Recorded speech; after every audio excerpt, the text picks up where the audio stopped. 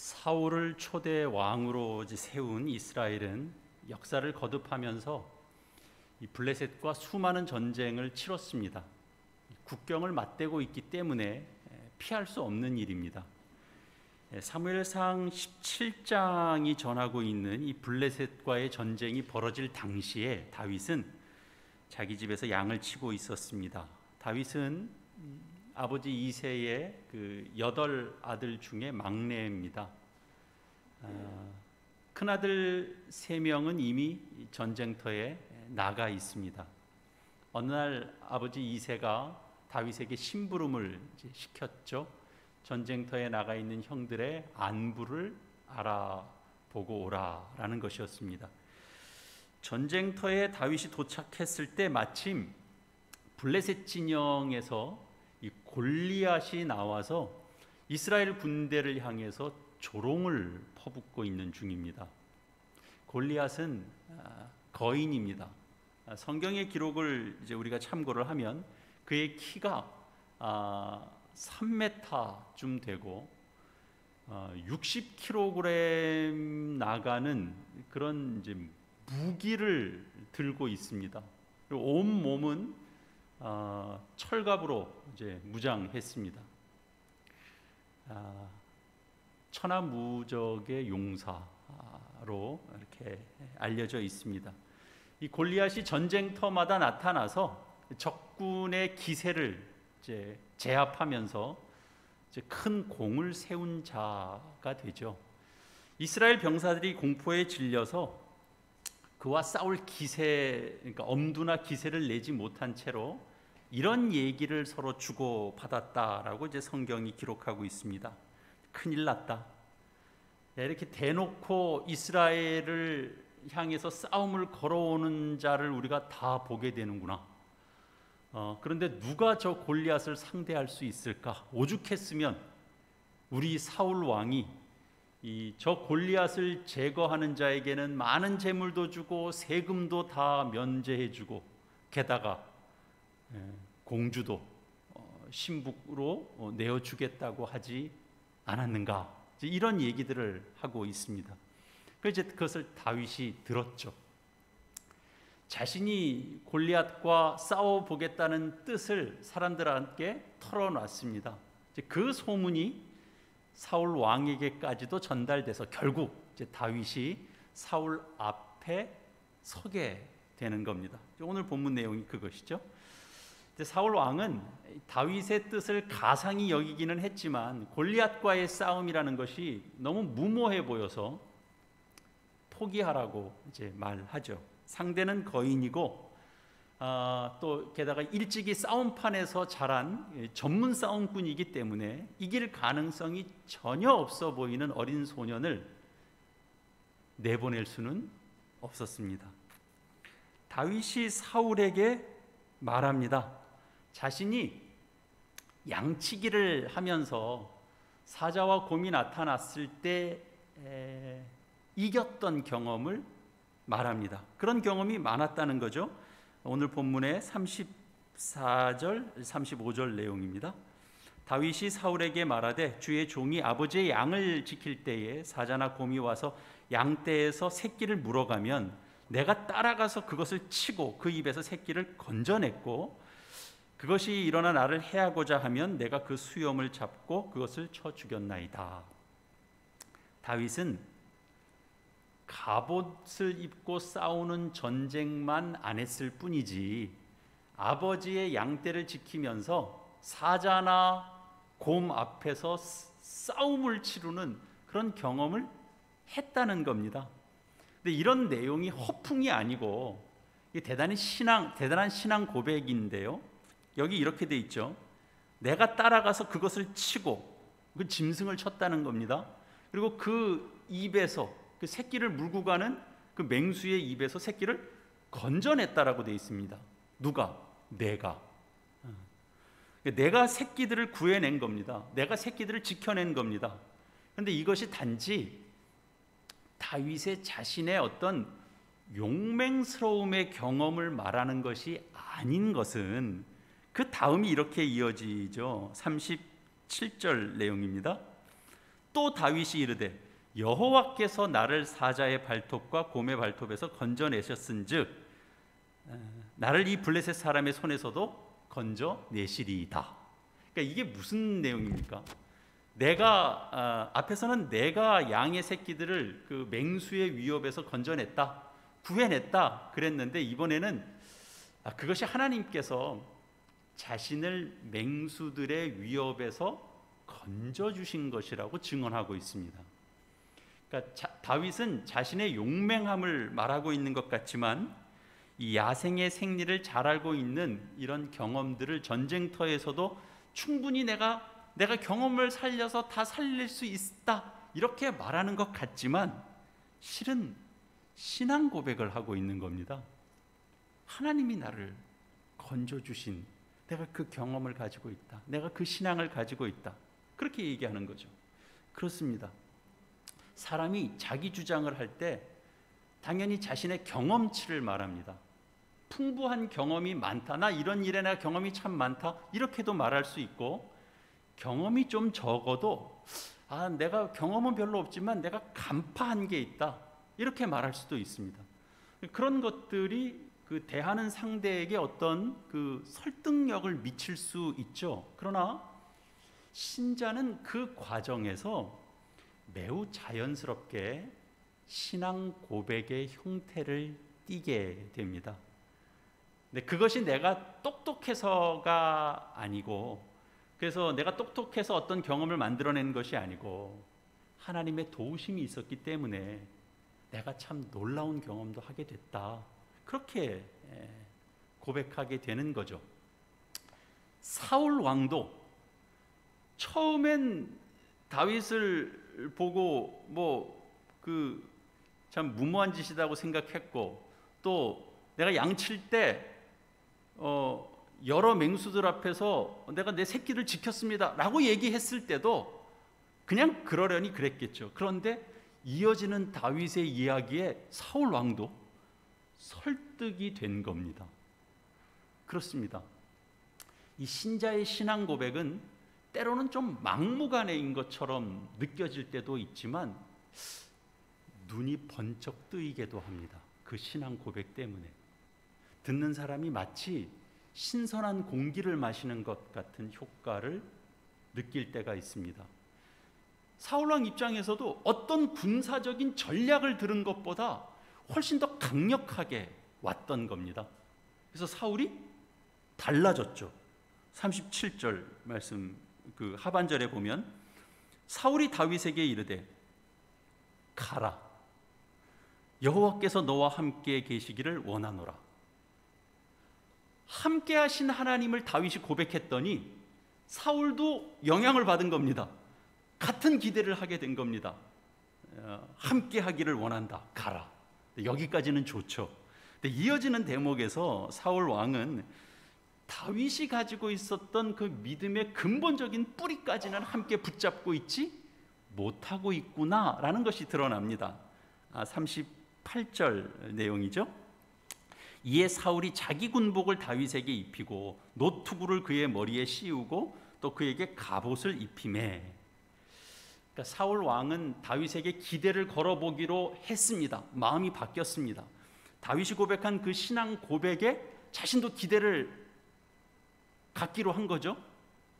그리고 이제 싸움터로 내보내기로 결정을 했기 때문에 그냥 보낼 수는 없어요. 그래서 필요한 장비로 다윗을 무장시켜 주고 싶었던 겁니다. 그래서 사울이 생각했던 그 무장은 다윗도 골리앗만큼 중무장시키는 겁니다. 사울은 하던 대로 그가 가장 바람직한 방식이라고 생각했던 식으로 다윗을 무장시켜 주고 싶었던 거죠. 근데 성경이 참 기막힌 대목이 나옵니다.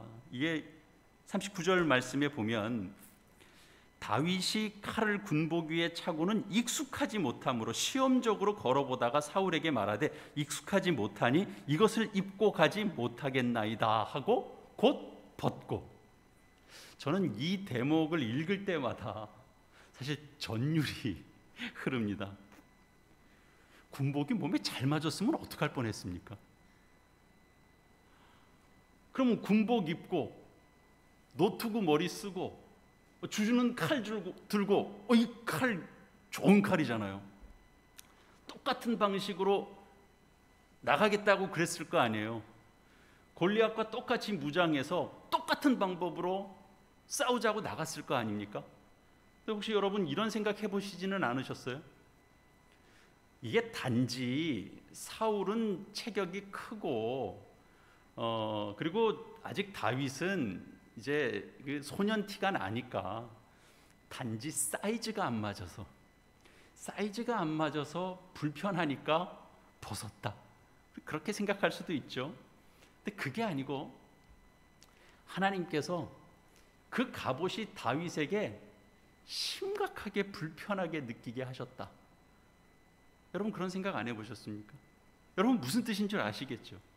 다윗이 대단한 신앙 고백을 가진 자라서 사울 왕이 자신의 갑옷을 제안했을 때 애초에 아닙니다, 왕이시여 아닙니다, 저는 저 나름대로의 계획이 있고 저 나름대로 방식이 있습니다, 그랬던 것이 아니에요. 입었어요. 왕의 갑옷을 입는다는 그 뿌듯함, 여러분 그런 것 같지 않았겠습니까? 저래도 그랬겠어요. 누가 왕이 쓰던 걸 야 그거 받았어, 그러면 이거 한번 가지고 나가보고 싶지 않아요? 어떻게든지 그거 좀 맞춰봐요, 이렇게 되죠. 이거 좀 자를 수는 없어요? 뭐 이렇게 해도 되죠. 웬만하면 입고 나가는 것이 도움이 될 것이라고 여길만 했을 겁니다. 그런데 그것이 하나님의 뜻이 아니라면 그러면 하나님은 어떻게 하실 수 있을까요? 하나님께서 순식간에 천사를 보내서 그 현장에 다윗에게 다윗아, 너는 그 왕의 군복 입지 마라, 하나님께서는 너를 향한 다른 뜻이 있단다, 뭐 꼭 그렇게 하셔야만 하나님의 간섭이고 하나님의 개입입니까? 익숙하지 않게 하는 것도 하나님의 개입입니다. 입어서 의지가 되는 것이 아니고 왕의 갑옷을 입었는데 불편하게 만드시는 것, 그래서 그 사람이 벗게 하는 것, 그것도 하나님의 개입입니다. 다윗이 결국 그 옷을 벗습니다. 여러분 이것이 하나님의 개입이고 하나님의 일하심이다 라고 믿습니다. 여러분 남들이 잘 된다라고 하는 것 여러분 그대로 따라 해보셔서 여러분 크게 도움받으신 일 혹시 생각나는 거 있으십니까? 있어도 그건 대체적으로 아주 기계적인 일에서 누가 정보를 줬을 때 나 그거 도움받았다, 나도 그렇게 해보니까 되더라, 그런 건 있을 수 있죠. 뭐 어떤 게 있을까요? 하여튼 쌍둥이표 칼이 좋다 그래서 나도 그냥 사봤더니 그거 굉장히 잘 들더라. 무슨 세탁기가 좋다 그러더라. 그런 거는 그럴 겁니다. 그러나 자신이 어떤 문제 앞에서 내가 이렇게 고민도 있고 어떻게 해야 될까 이렇게 고민에 많이 빠져 있는데 다른 사람이 입혀주는 방식으로 내가 그렇게 듣고 그 방식으로 옷 입고 맞부딪혔을 때 들었던 내용만큼 결과도 그렇게 좋게 나타나는 경우 잘 없습니다. 왜 그렇죠? 자신에게 허락된, 하나님께서 자신에게 주신 은사가 다르기 때문에 그렇습니다. 그거 가서 따져. 그래서 따져야 되는구나. 가서 따지면 따질 줄 모르는 사람이 그 앞에 따지다가 괜히 더 욕먹는 겁니다. 은사가 다른 겁니다. 흉내로는 성공을 이룰 수가 없는 겁니다. 자신에게 그 고유한 방식이 있고 하나님께서 주시는 지혜가 있습니다. 그것의 결정판이 40절 내용이죠. 옷은 벗고 손에 막대기를 가지고 그 시내에서 매끄러운 돌 5개를 골라서 자기 목자의 제구 곧 주머니에 넣고 손에 물매를 가지고 블레셋 사람에게로 나아가니라. 다윗이 갖춘 무장은 사울이 준비시켜준 것에 비하면 초라하기 짝이 없습니다. 그는 왕의 갑옷 대신에 평범한 목동의 옷을 입었고 창과 칼을 든 대신에 물맷돌만 주머니에 넣고는 골리앗과 싸우러 나섭니다. 여러분, 이것이 다윗의 방식이고 이것이 하나님의 간섭이고 이것이 하나님의 지혜였습니다. 거인 골리앗과 싸울 때 거인이기 때문에 그 거리에 말려들면 여지없습니다. 여러분 옛날에 권투 보셨지만 이 리치가 긴 사람한테는 들어가지를 못하는 겁니다. 이 거리 싸움에서 말려버리면 아무것도 못합니다. 근데 거리를 두고도 싸울 수 있는 방법이 물맷돌 준비하는 거 아니겠습니까? 매우 이상적인 방법을 하나 다윗이 일단 쥐고 나가는 겁니다.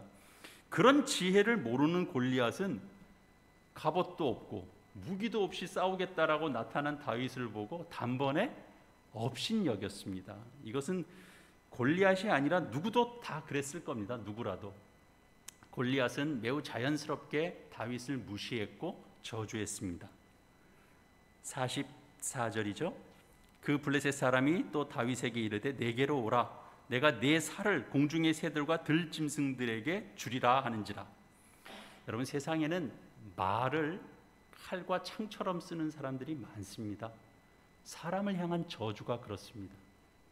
신자들이 살아가는 방식, 이런 것들을 대할 때 세상이 갖는 태도, 불신자들이 갖는 태도는 무시하는 것입니다. 경우에 따라서 저주하는 방식으로도 나타납니다. 기도한다고 될 것 같으면 내 손에 장을 지진다 그러기도 하고, 누가 심판을, 하나님의 심판대를 운운하면 그 지옥에 가는 것도 내가 가는 거니까 그 남일 신경 쓰지 말고 당신이나 잘 살아라, 그렇게 조롱하죠. 그런데 정말 무서운 겁니다. 그 말대로 되는 거거든요. 우리는 압니다. 골리앗의 저주, 그 골리앗의 저주가 자신의 것이 되었다라는 것을 우리는 성경을 통해서 압니다. 정작 누구만 모르죠? 골리앗만 모릅니다. 다윗과 골리앗의 이야기의 가장 큰 핵심은 바로 이 45절 이하에 등장하는 다윗의 고백에 있습니다. 45절부터 아래로 몇 절 읽겠습니다. 다윗이 블레셋 사람에게 이르되 너는 칼과 창과 단창으로 내게 나아오거니와 나는 만군의 여호와의 이름 곧 내가 모욕하는 이스라엘 군대의 하나님의 이름으로 내게 나아가노라. 오늘 여호와께서 너를 내 손에 넘기시리니 내가 너를 쳐서 내 목을 베고 블레셋 군대의 시체를 오늘 공중의 새와 땅의 들짐승에게 주어 온 땅으로 이스라엘의 하나님이 계신 줄을 알게 하겠고 또 여호와의 구원하심이 칼과 창에 있지 아니함을 이 무리에게 알게 하리라. 전쟁은 여호와께 속한 것인즉 그가 너희를 우리 손에 넘기시리라. 여러분, 참 멋집니다. 내가 모욕하는 이스라엘의 군대의 하나님의 이름으로, 내가 모욕하는 그 여호와의 이름으로 나는 나가는 거야. 나는 내게 나간다. 네가 모욕하는 여호와의 이름으로 내가 나간다. 그리고 여호와의 구원하심이 창과 칼에 있지 아니함을 이 무리에게 알게 하기를 원한다. 이게 핵심입니다.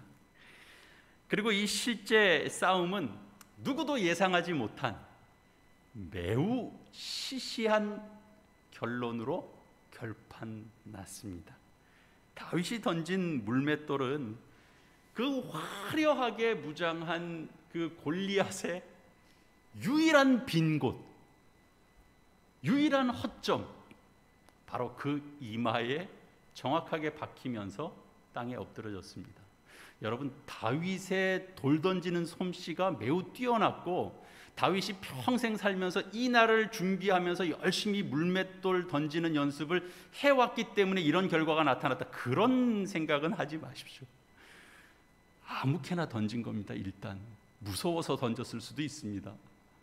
일단 한번 하나님이 박히게 하시면 박히는 겁니다. 그리고 이어지는 성경의 평가인 거죠. 50절 내용입니다. 다윗이 이같이 물매와 돌로 블레셋 사람을 이기고 그를 쳐 죽였으나 자기 손에 칼이 없었더라. 이 일은 어쩌면 달리 전개되고 달리 평가될 수도 있었을 겁니다. 예를 들어서 이렇게 말이죠. 다윗이 사울의 갑옷과 노투구를 쓰고 골리앗과 맞서 싸우다 그가 든 칼에 골리앗이 고꾸라졌더라. 이렇게도 됐을 수도 있잖아요. 그러면 여러분 생각해 보세요. 그랬다면 다윗이 사울을 넘어서서 이스라엘을 온전히 통치하는 왕이 될 수 있었을 것 같습니까? 사울이 입혀준 갑옷이 더 위대해졌을 겁니다. 하나님께서 다윗을 어떻게 쓰고 계시는가를 여러분 보십시오. 하나님은 다 계획이 있고 뜻이 있는 겁니다. 하나님은 다윗을 전쟁에서 승리를 하지만 그의 손이 칼이 없었더라는 내용으로 증거하게 하는 겁니다. 여러분 혹시 이건 어떻습니까? 하나님은 다윗을 칼이 아니라 물맷돌로 승리하게 하셨더라. 여러분 그것도 핵심이 아닙니다. 물맷돌이 핵심이 아니고 더 나아가서 창과 칼이 그것도 핵심이 아닌 거고요. 다윗이 그의 통치에 그의 전쟁사에 전혀 칼과 창을 들지 않은 것은 아닙니다. 다윗이 왕이 됐을 때 그는 창과 칼을 들었습니다. 그러나 전쟁에서 승리했을 때 그는 골리앗에서 싸움에서도 그랬고 그 이후에도 그랬고 변하지 않은 것이 있습니다. 그것은 바로 여호와의 이름을 증거하는 것이었습니다. 그의 함께 하심을 높인 겁니다. 여호와의 도우심을 찬송한 겁니다. 여호와의 이름으로 나간다 그거죠. 전쟁은 여호와께 속한 것이다 그런 거죠. 살아계신 하나님의 통치가 있다 그러는 거죠. 하나님은 결국 다윗을 하나님의 이름을 증거하는 자로 쓰시는 겁니다. 그렇게 하기를 기뻐하시는 겁니다. 하나님께서 다윗을 사랑하는 방법입니다. 하나님께서 다윗을 쓰시는 방법입니다. 다윗을 어떻게 쓰신다고요? 하나님의 이름을 증거하는 자로 쓰시기를 하나님이 기뻐하시는 겁니다. 그 일을 위해서 하나님은 다윗에게 찾아오셨고 그에게 하나님이 어떤 분이신지를 알려주셨고 세상이 추구하는 방식으로 무장해서 싸울 수 있는 그런 환경도 있었지만 하나님은 그것을 다 불편하게 만드셨습니다. 그리고 세상의 무기가 아니라 세상에서 무시당하고 모욕당하기 딱 좋은 방법 뭐로요? 하나님의 이름으로 나아가는 방법. 세상이 보면 제일 말도 안 되고 웃겨 보이고 뭐 하는 거야 저 사람들 그러는 방법으로 믿음을 가지고 나아가게 하셔서 결국 칼로 이긴 승리가 아니고 하나님이 어떤 분이신가를 알리는 일로 다윗을 쓰셨다라는 거죠. 그래서 이 다윗과 이 골리앗의 싸움은 매우 통쾌하기도 하지만 사실은 대단히 감동적인 겁니다. 다윗과 골리앗의 이야기는 다윗의 무용담을 전하려고 하는데 목적이 있지 않습니다. 하나님의 구원, 하나님의 승리를 이야기하려고 하는 것입니다. 그 일에 다윗이 쓰임받았다라는 사실이고 다윗을 쓰시기 위해서 하나님께서 이미 오래전부터 그를 믿음 안에서 연단시키고 경험시켜서 키우고 계셨다라는 사실입니다. 세상의 칼과 창으로 덫을 하려고 하는 순간에도 하나님께서 간섭하셔서 막으시고 그래서 신자의 승리는 하나님의 이름을 의지함으로 얻고 누리게 된다라는 사실을 알리게 하셨다라는 사실입니다. 여러분 고대 전쟁에서 갑옷과 투구와 그리고 창과 칼이 필요한 것 아니냐 이렇게 생각하실 텐데요. 이 말씀의 의미를 우리가 깊게 좀 더 묵상할 수 있기를 바랍니다. 골리앗을 묘사할 때 왜 그렇게 놋이 강조되는 겁니까? 놋투구에, 놋각반에, 놋단창에, 뭐 창자로 창날 그 크기와 무게가 엄청나죠. 과거나 지금이나 변하지 않는 것은 이 칼과 창으로 대변되는 그런 힘입니다. 패권을 쥐고 싶어 하는 욕망이 인간에게 있습니다. 그 힘을 가지려고 하는 거죠. 과거에나 오늘이나 전쟁에서의 승리는 이 창과 칼과 노수로 대변되는 군사력에 있습니다. 그래서 창과 칼을 더 많이 만들고 더 많이 보유하는 나라가 승리하는 겁니다. 칼과 창으로 대변되는 그 돈이 많아야 되는 겁니다. 칼과 창으로 대변되는 스펙이 풍부해야 되는 겁니다. 칼과 창이 모든 것을 다 결정한다라고 사람들은 생각합니다. 그런데 그 사람들의 생각, 그 세계관에 균열을 내는 일이 생기는 거죠. 다윗의 입을 통해서 여호와의 구원하심이 칼과 창에 있지 않다를 선포하는 겁니다. 하나님의 통치하심에 우리의 구원이 있다를 고백하는 거죠. 여러분, 여호와의 구원하심이 창과 칼에 있지 않다라고 하는 고백은 그래서 무슨 한 나라가 군사력을 전혀 갖출 필요가 없다, 무슨 경제 능력을 갖출 필요가 없다, 무슨 스펙을 쌓을 필요가 없다, 그런 능력 갖출 필요가 전혀 없다, 그런 무슨 낭만적인 얘기가 아닙니다. 이 구약 말씀을 생명처럼 여기는 이스라엘도, 제가 알고 있는 지식으로는 아마 이스라엘도 핵무기를 가지고 있는 것으로 제가 알고 있는데요. 신구약 성경을 바탕으로 한 건국 이념을 가지고 있는 미국도 핵무기 최강국입니다. 경제 강국입니다. 그러나 여호와 하나님을 믿는 신앙 안에서 이 모든 것들이 분리되지 않습니다. 여호와의 이름 아래 이 모든 것들이 종속됩니다. 여호와의 이름 아래 이 모든 것들이 일치가 됩니다. 하나님의 이름을 앞세웁니다. 무기를 앞세우지 않습니다. 여러분, 인생의 승리와 구원이 사람들이 그렇게 몰두하게 만드는 이런 골리앗을 얻게 되는 것으로 그 구원을 얻게 되는 것이 아닙니다. 골리앗이 되면 행복한가? 행복하지 않습니다. 그래서 신자는 우리의 구원이 어디에서 오는가를 늘 생각하고 관심 가져야 하고 깨어 있어야 하고 기도해야 됩니다. 우리가 신앙생활을 하는 이유가 바로 여기에 있습니다.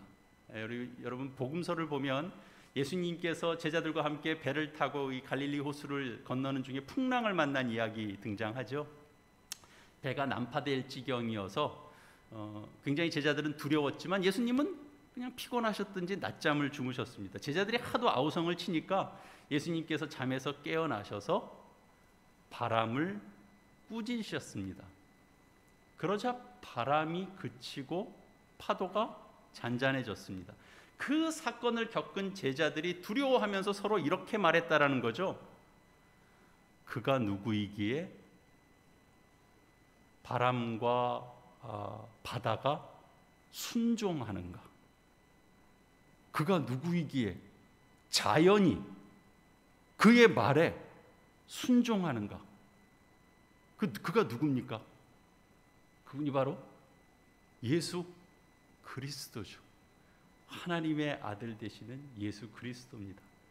예수 그리스도는 칼과 창이 아니라 예수 그리스도로만 이루어지는 그 구원과 평화가 있다라고 하는 것을 알리시는 겁니다.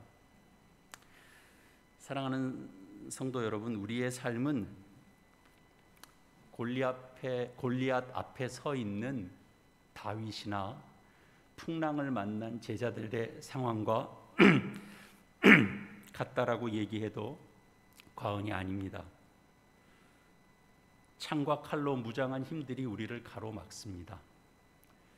그러면 여러분은 어떻게 하시겠습니까? 똑같은 창과 칼로 맞서시겠습니까? 사람들이 참 저급하게 나온다 라고 해서 여러분도 그러면 나도 저급하게 한번 나가보지, 나도 하면 얼마든지 할 수 있어, 그렇게 나서시겠습니까? 그런 방식으로는 우리가 이길 수가 없고요. 그렇게 이겨본들 아무것도 남는 것이 없습니다.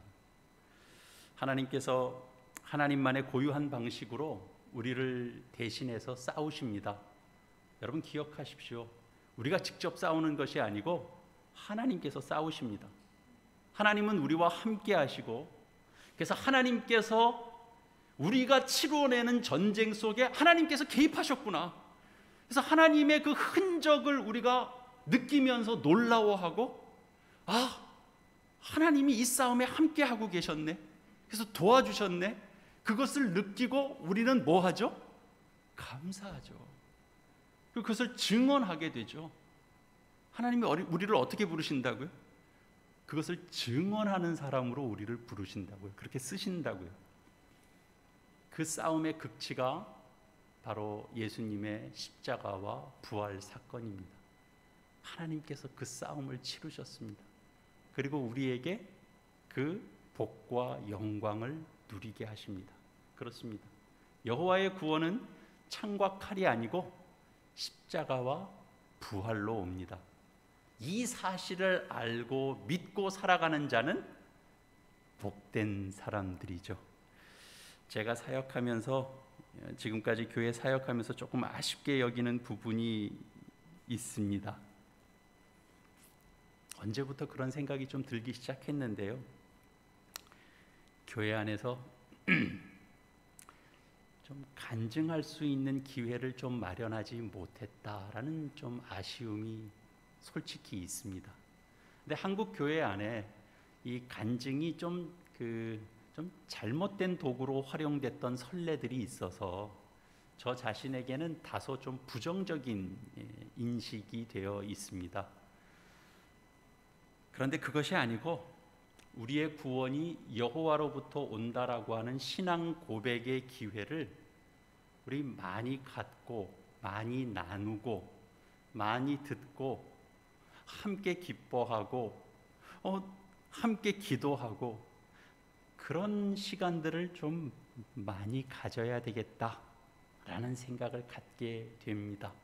우리 교회 공동체 안에도 그렇게 참 간증할 내용들이 사실 많은데 그 장을 만들어 드리지 못했다라는 생각이 듭니다.